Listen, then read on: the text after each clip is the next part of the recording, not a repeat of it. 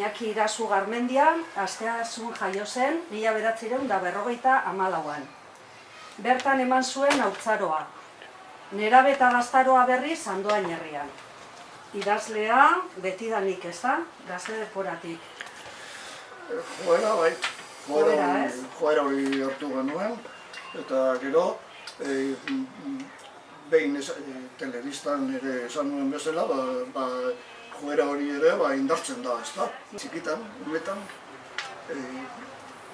eskribitzen nuen kolegioan, eta sari bat eman zidaten kolegioan, edo nire lanak aukeratzen zituzten kolegioan, irakasleak beste aurrean irakurtzen zuen, eta, klaro, zerbaitean, hori psikologian da indartu edo reforzatu, feedback horretan, reforzo bat hartzen duen, bai. Poeta, kronista eta gizon txintxutzat hartzen zaitugu gure liburutegiko sukaldian.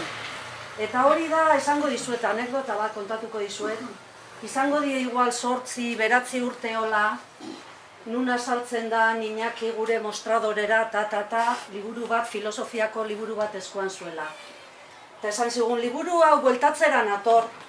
Bale, hartzen dut liburua, barrakodea irakurtzeko pistola, eta zen naiz. Nun dauka honek barrakodea? Atzian ez, nidea. Begiratzen dut, itzultzeko data, 1977ko ez dakizein egunetan. Pentsaizue, 30 urte pasata gero, aman etxian garbiketa bat o zerbait ustuketa bat egiten eta haran ona saltzen da. Ona.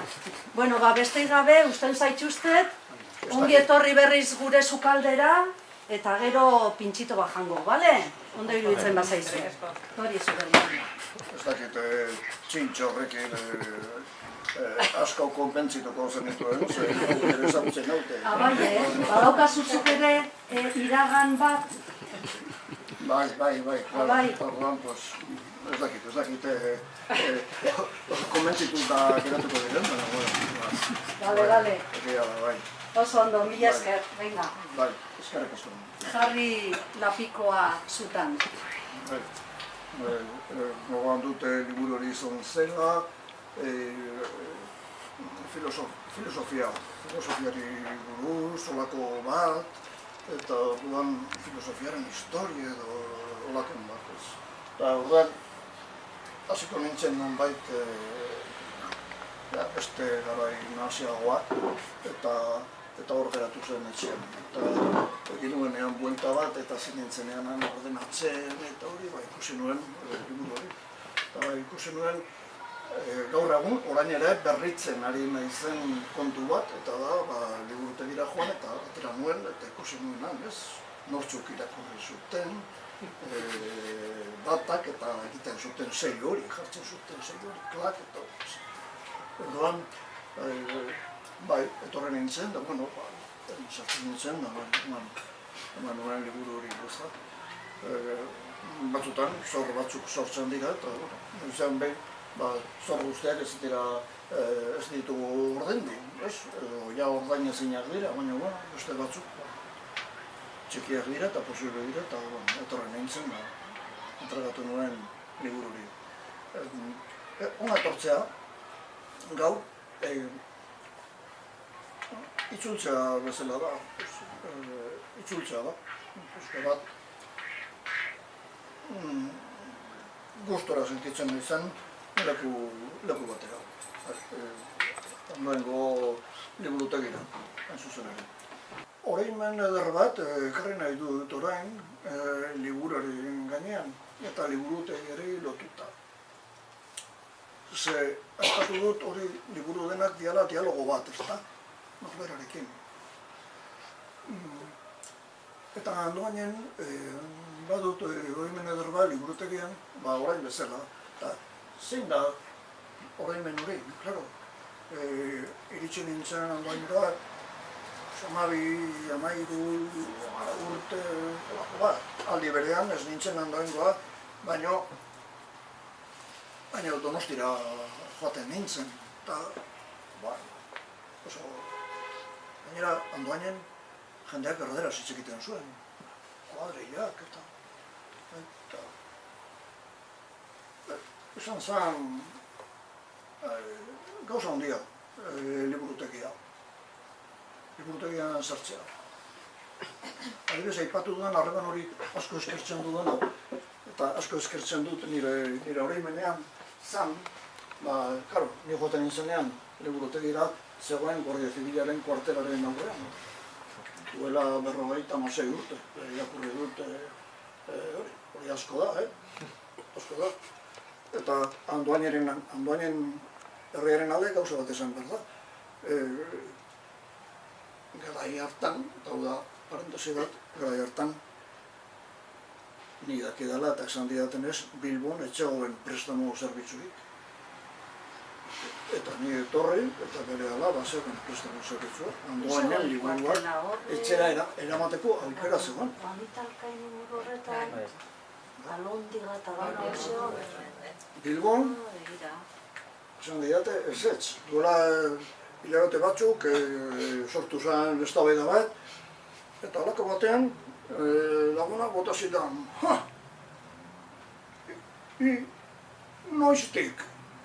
noiztik hasin zen liburuak eramatera etxera. Esan ez bezala hori orain jarri da, eta klaro, bere partidukoak jarri dute, hori gauza berria da. Eta gainera egin zidan hola, harrituta geratu nintzen, akorda dudanetik, Mario eta arte betidanik izan dut aukera, rito hori egiteko, bestea, ez? Orduan, liburuari esker, berriro Gipuzko hartzen ari naiz, arrotzen ari naiz, Gipuzko harri izatea. Hor, zegoen gauza bat, dialogo horretan, liburuarekin dagoen liburu horretan, liburuak parean zegoela, orain bezala. Orduan, gogoratzen naiz, masterrak eta gogoan dauzkat, buruan dauzkat, eta master batean joan, eta antzi zegoen, Dostoyevski, Krimen y Castigo, Tolstoi, bestea, eta gorago, Baroja, bere letrarekin, hartu liburuak, zehatu, horrikatu, eta areago beste filosofiakoak, hau bestea, orduan, beti, gogoratzen dut hori. Hor badago gauza bat, bi konzeptu, erabiltzen ditudanak nik gauza hauek esplikatzerakoan. Eta hori, ez zaigu gertatu beste kontakizun batzurekin. Elizan pulpitotik, edo hartzen dugunean teleberri bat, edo hartzen ditugunean beste hitz batzuk. Ez dira, ez dago harreman hori. Ez dago harremana horizontal hori, baizik eta goiti beherako hitz bat. Bestetik, hitz hori, nire parean dagoen hitz hori konkaboa da, bete dezaket, eta berak har nazake. Bai, beste hitza, etortzen dena, goiti beherako hori, dotrina hori, edo dogma bezala etortzen zaidana, edo telebistatik, pantailatik etortzen zaidana, goiti beherakoa da, eta ez da konkaboa, da konvexo, jo egiten nago. Baitere, eta ez dago harreman bat, tarte bat eta dialogo bat egiteko aukerarik, ez zait eskaintzen dialogo hori. Hori oso oroimen ederra da, lotzen dut hori Andoaingo liburutegi honetan, izan nuen esperientzia horrekin ez, nik banituen liburuak, eta gero liburu haien munduan sartzen nintzen, baina utzi, hartu, berritu, nire baitan zegoen zerbait zen. Lehen esan dut emozioa eta mina, beste mundu batean sartuko bainateke ez, nola eragiten duten, plazerra, ezagutza eta bar, ezta. Ni uda honetan Rumanian ibili naiz, ibili gara, eta Rumaniako horretan, batean etorri zitzaidan gogora Besarabia. Besarabia zen, irakurri nuen, irakurri nuen novela bat. Ageri da, ezagundu, impresionatu ninduela, Besarabia. Gogoan dut, Besarabia, garizaiak, nostalgia, berriaren nostalgia, alako mundu bat, eta hori. Eta orduan zabantza bat izan nuen, da orduan begiratu nuen, Rumanian nengoela begiratu nuen, hartu nuen joan da Besarabia, jakina. Besarabia handago, eta historia erakurtzean, batean Ukrania, Rumaniakoa zen, kendu zion Ukrania, gero beste Rabat eta Rusiaren baitan, da antxe zegoen, eta baina esan nahi dut, beti guztan dutela liburu horiek edo harreman horretan, beti geratzen zaigula zerbait, edo Krimeni Kastigo irakurri nuenean, trenean, eta hor sartuta, eta beti goratzen Raskolnikov, eta polizia. Polizia susmatzen du, Raskolnikovek dirua beharrean izan da, behar gorria izango zuen, izkorakada bat ematen dio bakarrik bizi zen atxo bati, dirua kentzen dio, eta orduan, polizia begiratzen dio, eta Raskolnikovek ez daki poliziak zer dakien o badakien. Eta poliziak ez daki Raskolnikovek badakien o ez dakien berak ez dakiela. Eta orduan sortzen da alako dema bat bezala, ez da? Alako, pensatzen du liburu beti, usten dutela emozio bat, hor ondarrean. Ez dakit liburua sakarri hartuta, uste du gauza batzuk esan ditu dela, falta zei bat, beldurra. Eta hori oso interesantea da. Liburu honetan badago elementu bat osatzen duena, eta da beldurra. Eta beldurra oso interesantea da. Ospertzen ari zarete? Beste 5-10 minutu? Bai? 10 minutu? Bai? Horrez ez da, harintzeko. Gehiago.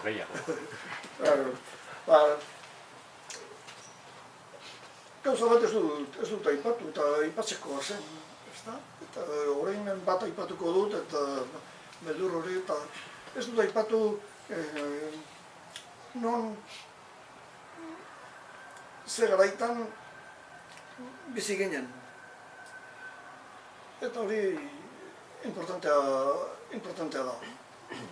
Ez nahi nola lotu liburuarekin, baina hitzen argia esaterakoan, hitzen argia besteak beste da, jakin behar dugu non gauden. Jakin behar dugu galdera hundiak, poema hundiak soluzionatzen edo erantzuten dituztenak. Nor gara, nondi gatoz, nora goaz, eta gero daude poema txikiak, erantzun horiek ez dituzten ematen, baina eman ditzakete beste erantzun txikiago batzuk.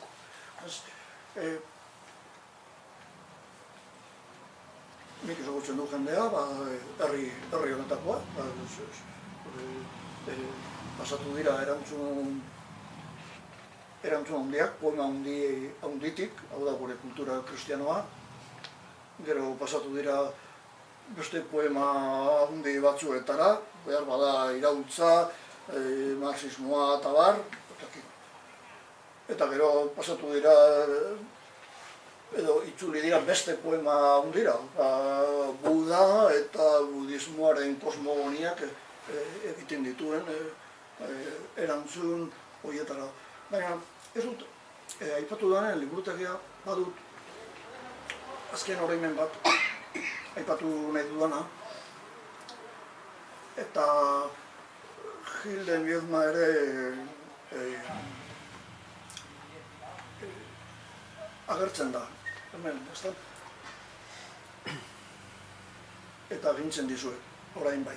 Hau izango da, azken. Eta da, orain bat daukat liburutegian, garai hartan, ez dakit, 70 edo, bai, esaten da Francoren garaian. Francoren garaian ez zait gustatzen asko hitz hori. Izan nuke garai totalitario bat, totalitarismoaren garaian, kultura totalitario bat zegoen garaian. Claro, kultura totalitario batean, fascismoa edo dena, horren baitan, ze pasatzen da, argi guztiak itzaltzen dira, liburuterian izan ezik. Argi guztiak itzaltzen dira, hor gau bat egiten da. Eta badago nolabaiteko bakardade bat. Nerabea badu bakardade bat. Zergatik, totalitarismoak ukatzen du, agintzen du isiltasun bat, agintzen du ukatzen ditu hitzak, lapurtzen ditu hitzak. Eta hitzik gabe, ezin da ikusi. Totalitarismo horrek agintzen duena da beldur bat. Ze pasatzen da?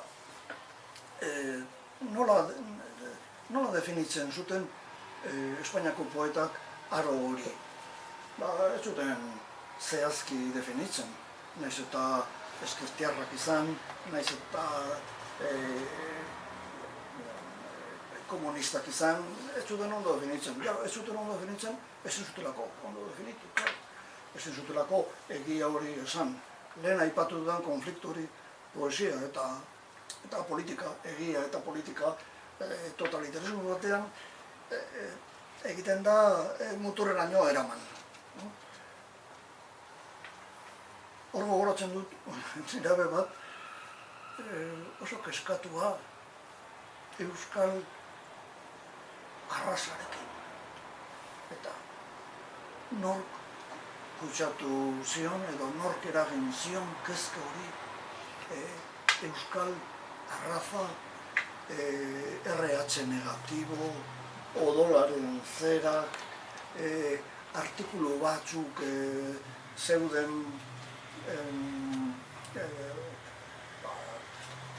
entziklopedia baskan edo ez dakit non irakurriko nituen, esaten zituenak behar bada arrazari eusteko beharrezkoak zirela, oetxela onak eto batzuk sortzea, eta orduan, ume hura, edo nerabe hura, mundu horretan bizi zen.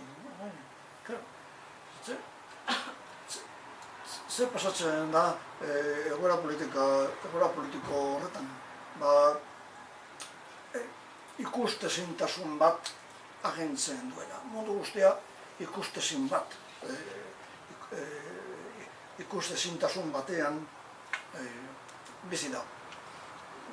Ez dago memoriarik, ez dakigu zer pasatu den, etxean, ez naiz orokortzen ari.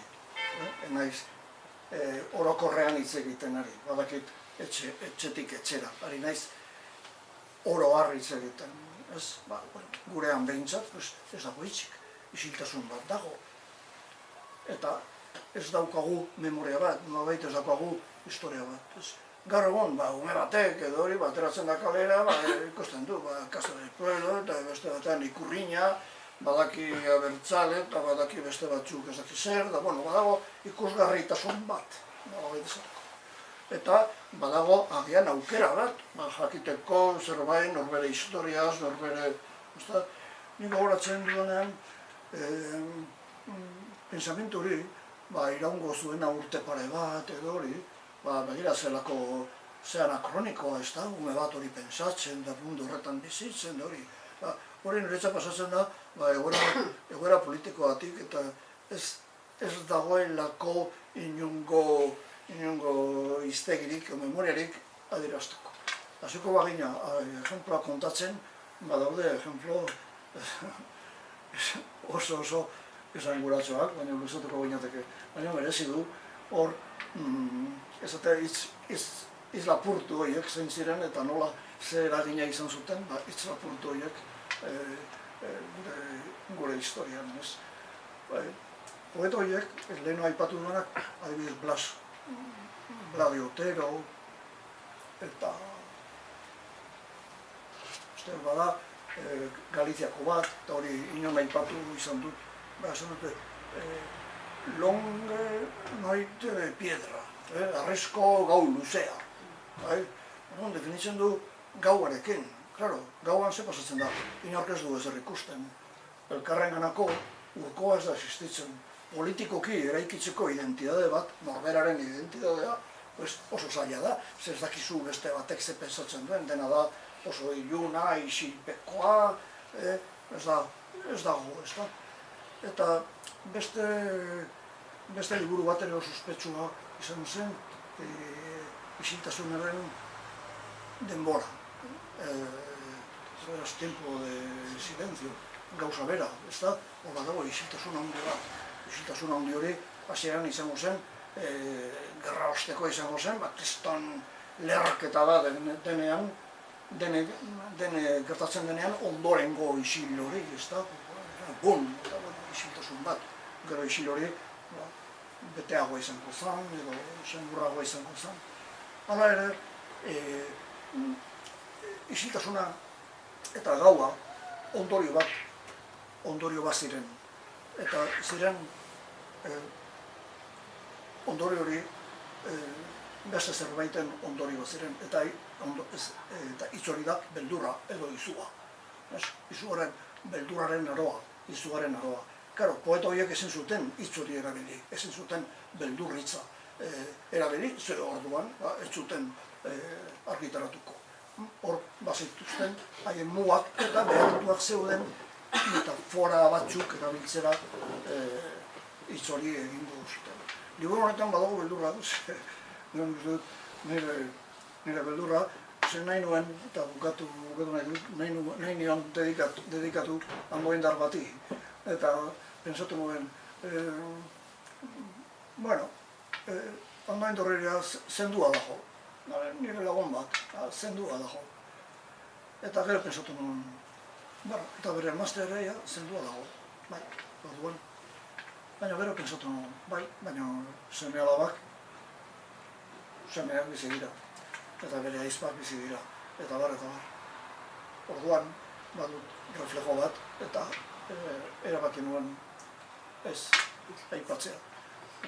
Orduan badago hemen beldurraren osagai ikustezin bat, eta da beldurraren lizuna, beldurraren lizun ikustezin. Eskerrik asko, entzutagatik.